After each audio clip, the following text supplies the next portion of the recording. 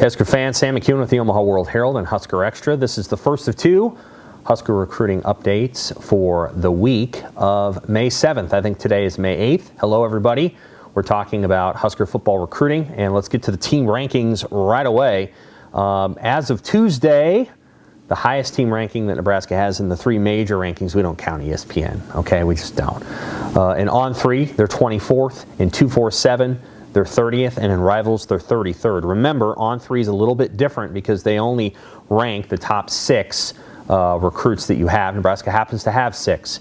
And since this is our offensive recruiting update, we will talk a little bit about McKewon Smith. Now, technically, ostensibly, he is a wide receiver tight end commit for Nebraska. He committed to Nebraska on Friday. Obviously, the son of Neil Smith, Husker legend. It's possible that McKewon could play on the defensive side of the ball, but for right now, I think he's going to be on that offensive side of the ball.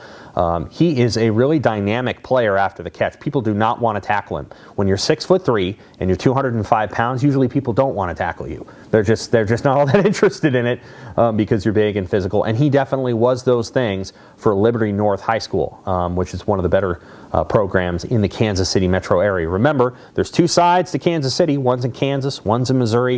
The Missouri side tends to have better prospects, especially at the public schools.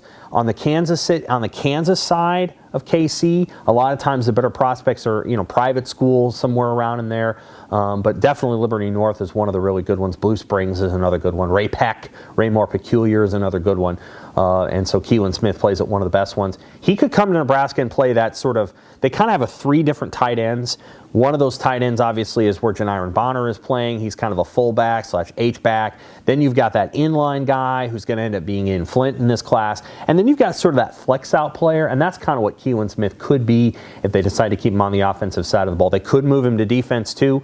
You always want to put your best athletes, in my opinion, on defense almost all of the time, right? Because defense is a reactive sport, and so you want to put some really good athletes on that side. But if McKewon Smith stays on the offensive side, you could kind of say they got 2 tight ends already in this class, and they're still awaiting Carter Nelson's decision.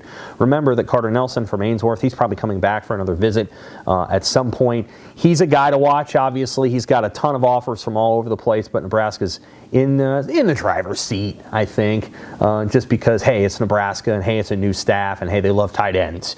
And so I think Carter Nelson to Nebraska seems still like a little bit of a likelihood to me.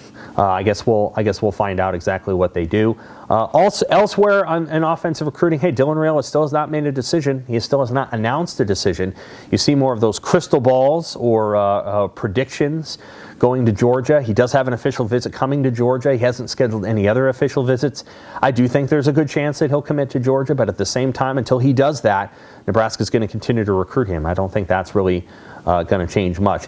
The positions I'll kind of be watching here, maybe coming up in the next 2-3 weeks as we get ready for that big official visit weekend in June. I'm going to be watching the running back position. Are they going to add any more visitors? Are they going to try to pursue any other guys other than Nathaniel Frazier out of the West Coast? Are they going to try to go get another guy? I know they like the running backs in the program, but some of those guys are getting older, right? Anthony Grant and Ramir Johnson are veterans at this point. They're older than some of the younger players. And then what do they do at that wide receiver spot? You may remember that Matt Rule said during spring that they maybe weren't getting as much traction or as much interest as they thought they would. In part, some people are questioning Garrett McGuire's credentials because he's so young. Of course, Matt Rule stumping hard for Garrett McGuire. I do think over time they will get some better wide receiver prospects in here, but at this moment, we're going to see what they get over the summer. They added 6, right? They added 6 coming into this class, and so I'm sure some players are looking at it and going, well, I mean, they just added all these guys, so where's the role for me? And I think that's a reasonable question. We'll see what they do on the offensive line as well. Obviously, they've got a couple of guys that could be offensive linemen. Ashton Murphy probably heading to the defense, but Gibson Pyle, who I really like, I think he's going to be a very good player out of Texas, is committed in the class as well. Okay, we'll be back next week to talk more about offensive recruiting. We should have a better definition of who's going to be up here in early June. Thanks, Husker fans.